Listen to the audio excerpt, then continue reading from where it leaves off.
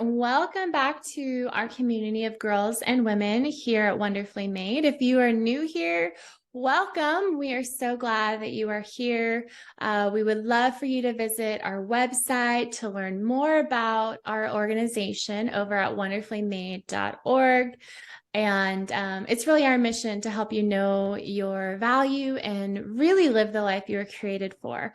So on that note, we're really leaning into part of our mission, which is to help you and inspire you to live the life you were created for, because the life God invites us into is a full life, and the life the world tells us we need to live is self-focused, it's shallow, and really it's a cheapened life. So I have one of my dear friends here today, Kate Merrick, and I'm so glad to introduce you to her. If you have not met her yet, I know many girls and women in our community are blessed to have known her. She's been a keynote speaker, maybe like 3, 4, 5 of our Young Women's events. So before we say hi to Kate, I want to tell you a little bit more about her. She is a wife, she is a mom, and she's the author of 2 books, which are actually 2 of my favorite books. And I'm not just flattering her by saying that. She's a very gifted writer. Her books are And Still She Laughs and Here Now. And Kate writes, plays, surfs, and adventures with her family in Carpinteria, which is about 45 minutes south of me. So Kate, hi. Hi. So good to see you. How you doing? You too. I'm good. I haven't seen you in so long now. I So know. not It's been that too bad. long. We're due for an adventure date. Yeah, like way past due. All right. So I have been wanting to have a conversation about the topic of digital minimalism. And I was thinking, like, who can really speak into this? And then I realized you're definitely someone who pursues a life of digital minimalism as I do. I want to go ahead and talk really what digital minimalism is. I have a quote here I want to share by Cal Newport. He is the author of Digital Minimalism, and this is, his message. So he says, digital minimalism is a philosophy of technology use, which you focus your online time on a small number of carefully selected and optimized activities that strongly support things you value, and then you happily miss out on everything else. Kate, what does digital minimalism mean to you? I love that quote. I love that quote because it's focusing on what you're getting rather than what you are missing. And speaking of digital minimalism, my phone is ringing, and it's my husband, and he's so cute. Gonna have to wait though. Hey, Britt. Yeah, that quote. He's saying like, you're gonna zero in on what is life giving, what you're into, what brings you joy. And then I love the joy part of you're gonna happily miss out on the rest.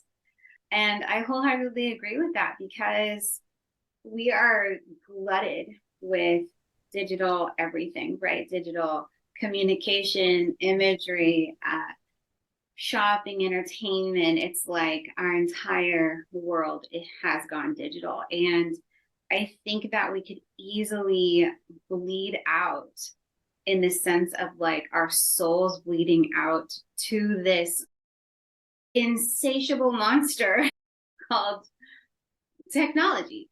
And so for me to live according to that quote that you just shared with us, it means really owning it and mastering it so that it doesn't own or master you. So on the ground for me, that means really only taking from it what is bringing me life. So I'm not on social media. I'm not against it. It's not for me. I've noticed, actually, it's been 13 years since I've been on it, but even if I look at If a friend has something to show me and they, I click on something that someone sent me and then I can start to scroll, it's like, I just know what it does to my soul. And I don't want that for my soul. I feel like this is not giving to me, it's taking from me. So I'm going to happily do without that for now. Some people are amazing and healthy about it.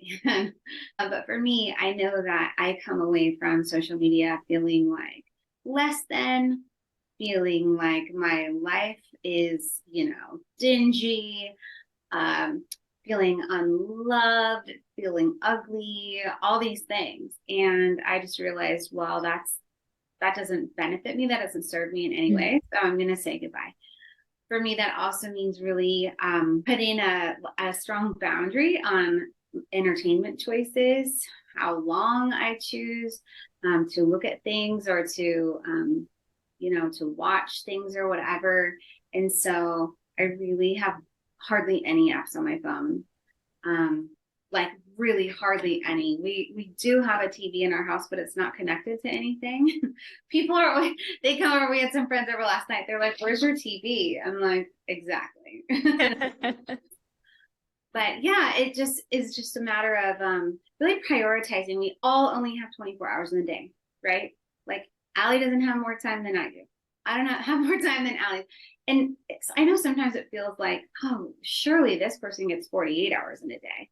They must. They're doing everything. That's not true. We each have 24 and we get to choose how to spend them. And so I really try and live a better story than the fake version that we're being served on a platter. And so I think that I like to consider things as what I am getting rather than what I am missing out on. And so, for example, when my son was a teenager, I didn't let him have a phone until he was 15. I was the last parent to give my son a phone. And then when he had one, it was a flip phone. There was no internet access. And obviously he didn't like that. All of his friends had phones. They're all playing video games. They're all in the socials. They're all just constantly on their phones. And I know that what I did was an unpopular choice for him, but I said to him, "Son, I'm not taking anything from you. I'm giving something to you. You have the rest of your life to be on your phone, but for right now, what your friends are doing, they're watching other people live their lives. What I'm giving to you is the chance to live your life instead of watching everyone else do it for you. And I think that that's the gift of it all. We're going to say no to this one thing, like, okay, I'm not going to spend hours scrolling on, Instagram or TikTok or whatever, because I'm going to be doing this thing. So this thing may be surfing, decorating, gardening, spending time with friends in real life, and things like that. I also have kind of rules of thumb. So for me, if there's a human being around, put your screen away. So, right? Like, unless it's an emergency or you have a child nearby that might need your help, if my phone pings, I don't look at it, or I tend to set it on, focus mode. Set it on focus mode a lot. I set it on focus mode every single day. It automatically goes off at a certain time and turns back on at a certain time. And I think you do the same as well. It's just a really freeing space to live in, because I know for me, I start to feel deep anxiety when I am so accessible to anyone who needs something from me. And to me, I'm not going to give my best self when I'm forever in this space of not being able to be present, not being able to be present with the people who are in my life, under my roof, my children, my husband, my best friends, my community, my church. Because if I am open and accessible to everyone else, then it's taking something from those closest to me. Kind of the same idea as we only have 24 hours a day, right? Well, we only have so much ability to give our time and attention to the people we love, and the people that we love and that are closest to us should get our very best rather than being spread really thin. So yeah, it's kind of a little, some of it's practical, some of it's ideological, And really, I think it comes down to, it's going to be different for every single person. But what it comes down to, you have to master it or it will master you. You will be a slave to your phone, a slave to your email. And, no one ever died because you didn't get back to their email quick enough, or it didn't. And can I tell a little story about being gone in Israel Please. for 3 months? Yeah. So about 10 years ago, my family and I spent 3 months in Israel. We were there for, my daughter was sick with cancer, and so we were there for a really radical reason. We were fighting for her life, and we just decided, wow, there's some things that are really important right now, and there's some things that are not so important. And we were like, we've got to go off social media.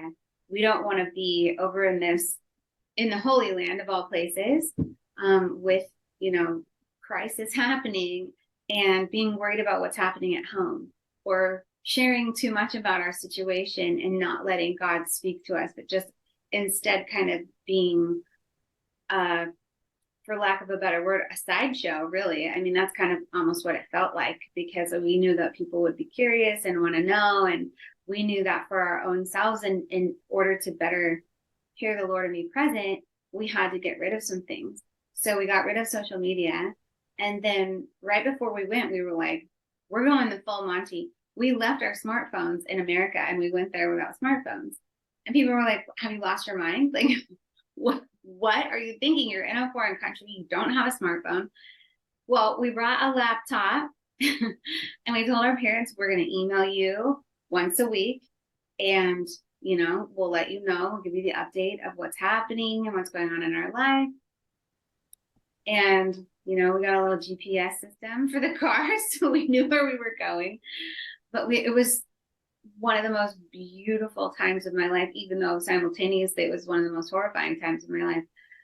But I never looked back ever since then. I just realized, gosh, there are certain things that are so important, so fleeting, and who are we to just throw those things to the wind, or to overshare? Or, I mean, gosh, I could go off on tangents about a million different things, but I think that digital minimalism has changed my life and has made it into a life of contentment.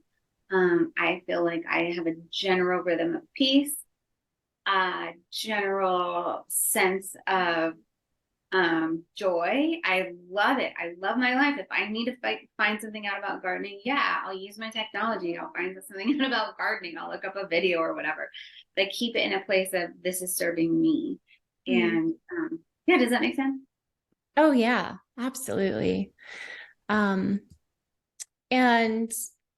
my husband Paul and I were in the Holy Land the same time that Kate and her family were. And I still remember, Kate, it was actually kind of one of the first times you and I had hung out. And I just remember that day, and it was really this sacred day. And remember going to the beach, and there weren't any phones around. We had conversations, and then we went to dinner, and you just felt so present, and you and Britt were so present for your kids and present in our conversation. And what we're talking about, digital minimalism, is our life. Like, what's really at stake here if we are consumed by media? If we are spending our lives on Instagram, if we're just binging on Netflix all the time. This conversation today is for those of you who maybe do want to live differently, who really want to discover this wild and beautiful and full life that God gives us. I always think we weren't created for this artificial world. We weren't created for this digital world where we're hyper connected. And you write about your journey towards this life, towards living in the present moment and soaking in the beautiful moments and the really brutal moments. And you write so beautifully about this in your book, Here Now. And I want to read a quote that you have from the book. You have so many good quotes, and I just love the way that you write. Your personality just shines through. And so you say in Here Now, I had a choice. I can't control non-infectious diseases, natural disasters, or heartbreak. I can't control most of the things moms worry about, in fact, but I can control how I spend my time, what's worth my focus and attention, what words I say, how well I live. What was up to me were the small choices, my mindset in this earthly life, and how best to spend my first and only tour on this planet. So beautiful.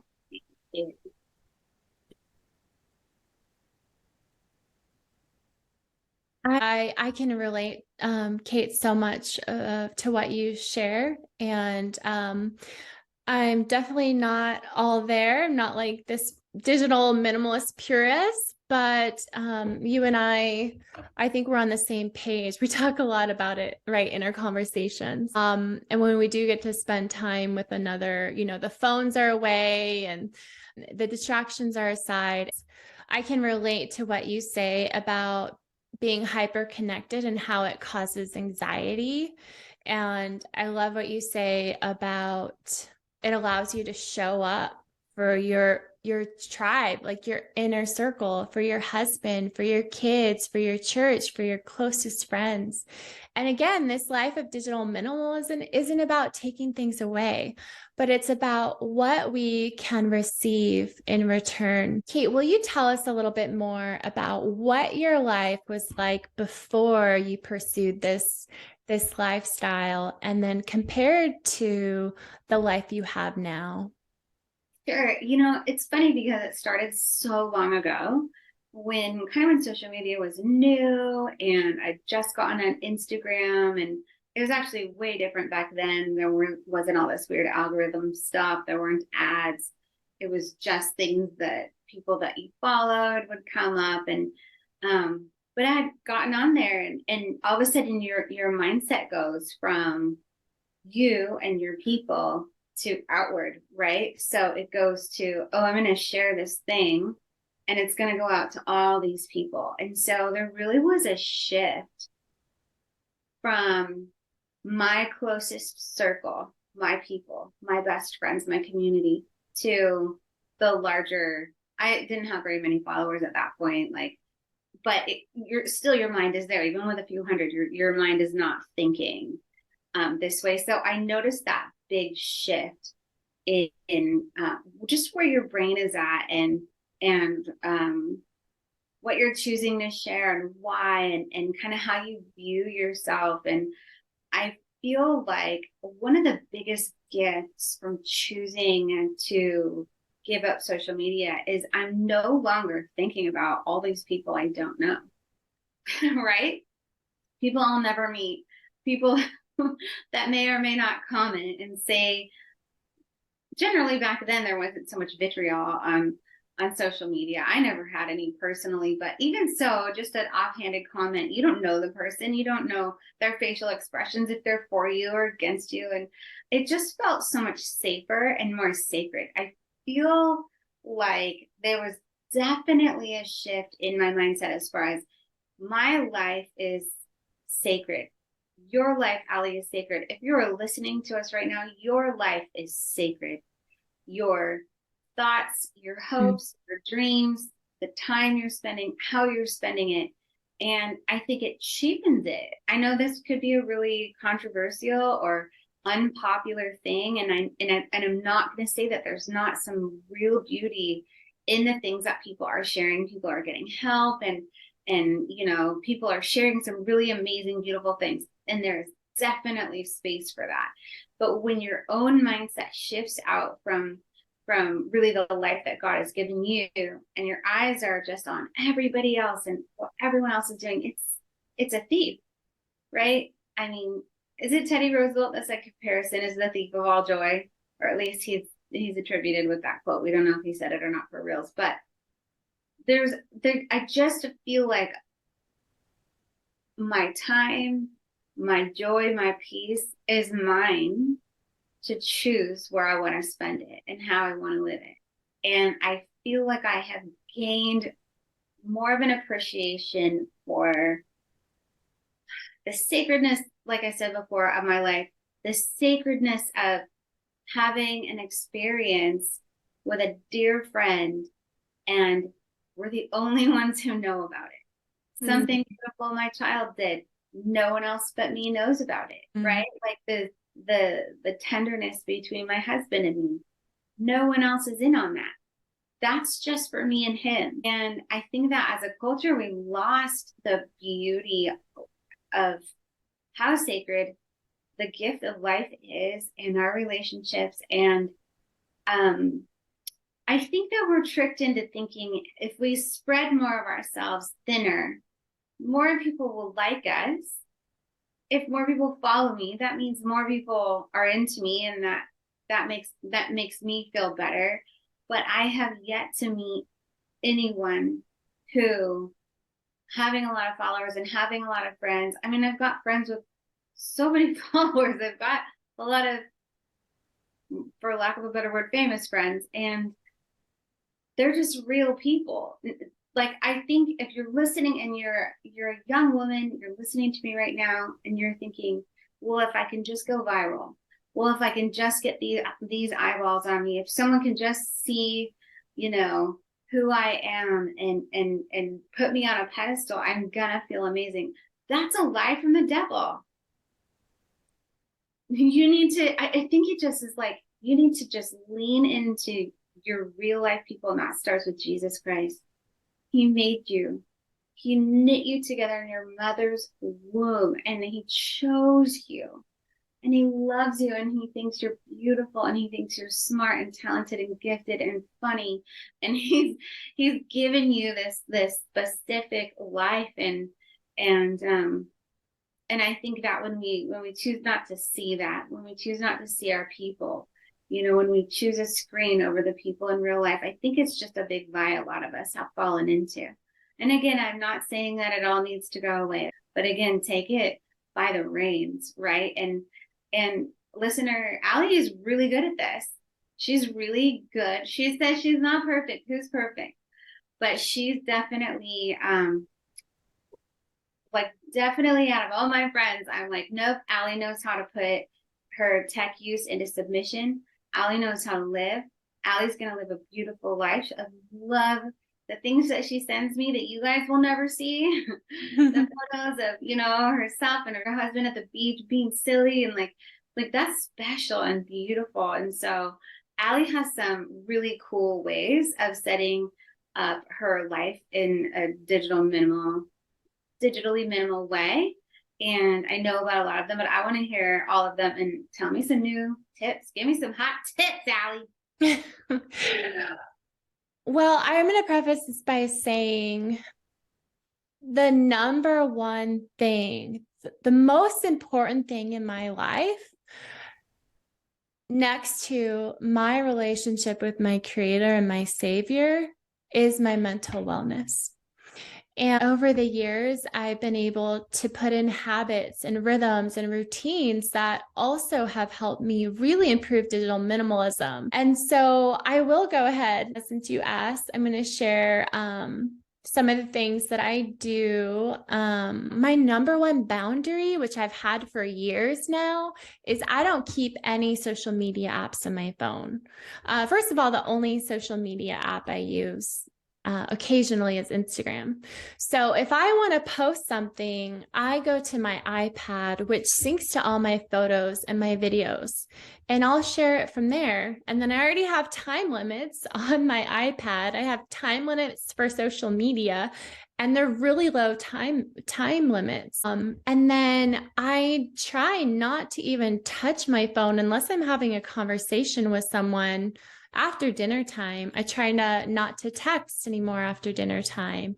I buffer my mornings, so I'm not on tech. I have my quiet time. I get my workout in. I do some writing, creativity, and then maybe I'll check Instagram. The thing is here, girls, women, I know, especially for our girls who are listening, because we have girls and women of all ages, I know how hard it is to live counterculturally, because especially if you're a girl, it's like everyone's living their life through their phone. But you know what? As women and girls who imperfectly follow Jesus, we're invited into a much better life, a more beautiful story than the one the world is offering us. So when I wrote my book, I went off, this was during COVID, it was my COVID project. I went off social media entirely, completely dark, because I didn't want any extra noise or chatter to come into my brain. I was putting all this pressure on myself because I am an author, I am a speaker, and there's all this pressure. You have to live out loud, and you have to show this, and you have to have like your own reality show on your phone and be this personality, but you also have to be this like really creative, good writer.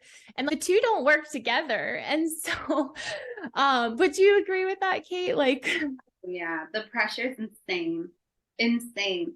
I mean, I got really lucky because I write about not being I write about not being on on the socials and all that. So they definitely let me off easy on that. But all my author friends are like, the pressure is enormous.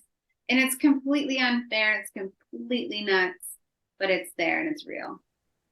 and also with the news, I try not to even watch the news. And so I'll get a newsletter from a biblical perspective. I'm glad you're bringing up the news because good night. It is horrifying. Oh. How much of it can we believe? I mean, 10%. And even then you're like, well, which 10%? I don't know.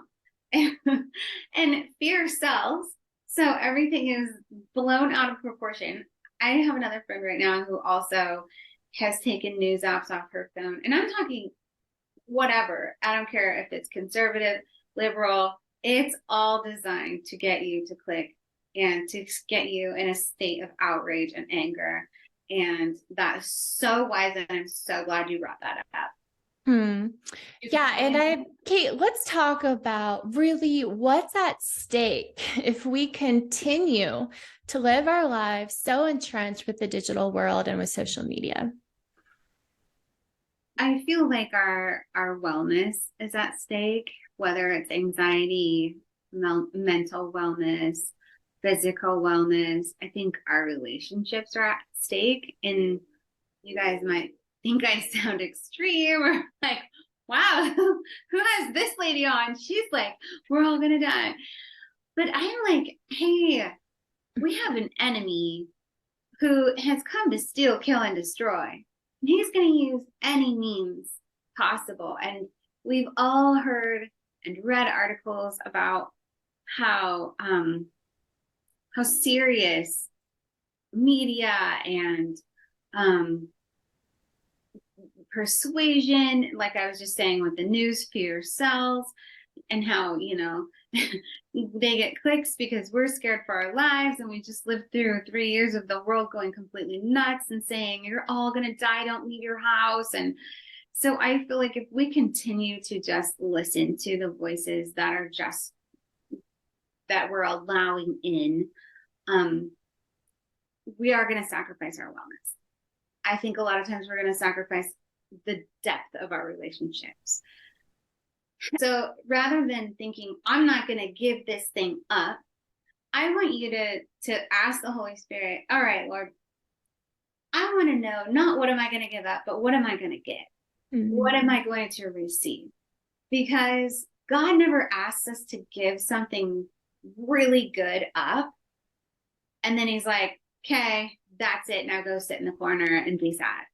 God is in the business of, you know what? There's this thing, you like it.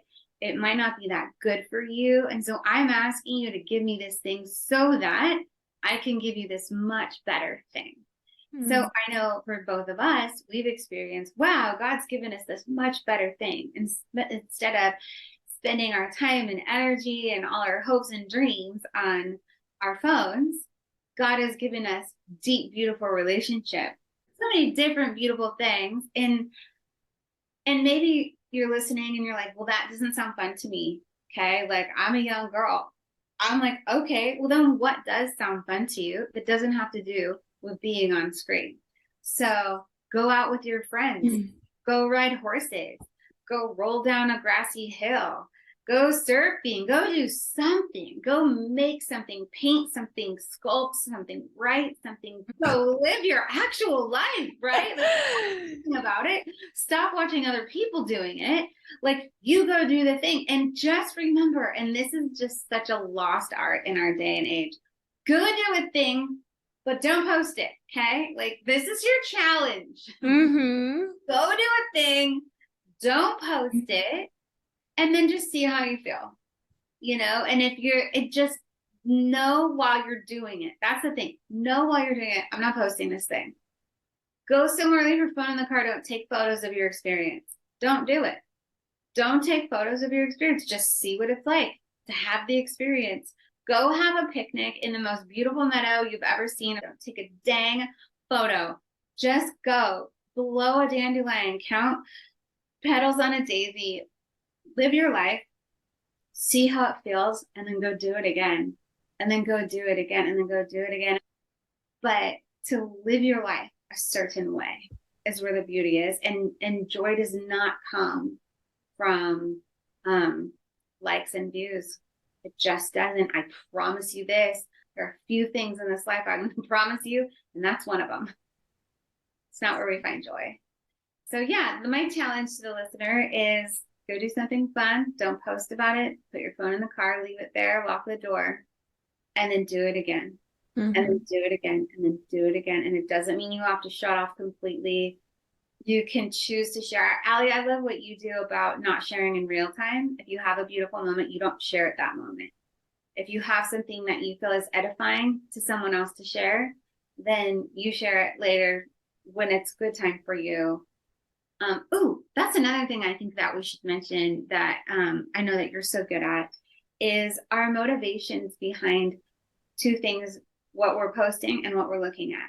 What are we looking to get out of this? And that's something that like really only God and you know. And that's a conversation we can have with the Lord. All right, Lord, what is my motivation to post this thing? Am I trying to make myself feel better? Is this something that I think actually could be really encouraging to people? You know what? I'm going to encourage you to get out and look at the sunset because look at this. Here's an edifying verse or recipe or whatever. I mean, there's so much edifying content. But if your motivation is to make yourself feel better, to make someone feel jealous, let's be honest, we're all human beings. I think sometimes we do things just in order to look good. Does it work? No, it never works. It does not edify us or the other person. And then also when we're looking at social media, why are you looking at this content? Are you getting something out of this content? Does this person make you feel lame, ugly, stupid? Unfollow right now. Unfollow. Bye. Whether it's someone you know, someone you go to school with, someone you're related to, it doesn't matter. I think there's an option now you can mute so they don't know that you've unfollowed or something. Subject yourself to this, right? So like, what is our motivation? And I think we need to give ourselves more credit than we're due. And I think a lot of us say, and I've heard it 100 times, oh man, I wish I could do that. You can. Kate Merrick is giving you. I'm so glad we're having this conversation. It's not a popular conversation. I don't hear a lot of people talking about it. What do you want to do with your one and only precious life? Yeah. That's so powerful. So what are you going to do with it? It's like sky's the limit, y'all. Come on. I think of the many needs around the world. And I think of so many girls and women throughout our world who need us. They're enslaved in sex trafficking. They're being exploited. They're in poverty. And here we are in the greatest, most free country in the world, looking at our devices, focus on ourselves when we could be living a greater story and rescuing girls from sex trafficking, feeding those who are hungry, living a bigger life, bigger than ourselves. Because when we live a life that is self-focused, it's a shallow life, it's a self-focused life, and it's a life that will make us sick. Yeah. So the question is, how do you want to live your life? And not only that, what kind of life does God want you to live? And what is your true purpose in this world? So, Kate, I know we could talk so much more about this, but we're going to close our conversation. I want to share a few verses. Kate, do you have any other closing thoughts? Or, Yeah, I would just, again, I think it goes back to asking God, what will you give me if I give this up? And God asked us to test him in the book of Malachi. He's like, hey, man, bring in your tithe, right? And that was for the Jewish people to give a portion of their income to the Lord that says, I trust you. I trust you with what you've given me to live with. Also in the book of Exodus, God asks his people to take a Sabbath, to take a day off every week. And again, I believe that is a trust exercise. I believe that is God saying, you think you need this thing to keep you going. I want more for you. I'm going to meet you. I'm going to replenish your soul. I'm going to give you everything you need, whether it's money, food. I think that we can translate this over into God is going to give us the encouragement we need, the fun, the deep experiences. God is going to give us true friendships rather than online, friendships that can only go so deep, which is to say not that deep. So I would just say, trust the Lord, ask him, if I give this thing up, what are you going to put into my hand? What are you going to give me instead? And man, in all my life, every time I give something to the Lord, he gives me something so much better in return. And I've bet my whole life on it. My whole life. So yeah, that's my challenge for the listener. It's not a bummer. It's exciting. It's countercultural. The suicide rate among teen girls went up 65% from 2010 to 2015 with the onset of smartphones and social media. And then it went up even more during COVID. And so what's happening now with the mental health crisis, and the girls are at the epicenter, it's induced. We know it's induced by our culture, there's many factors, but by social media. And girls, I just want to say, what do you want? What do you want in life? And you know what?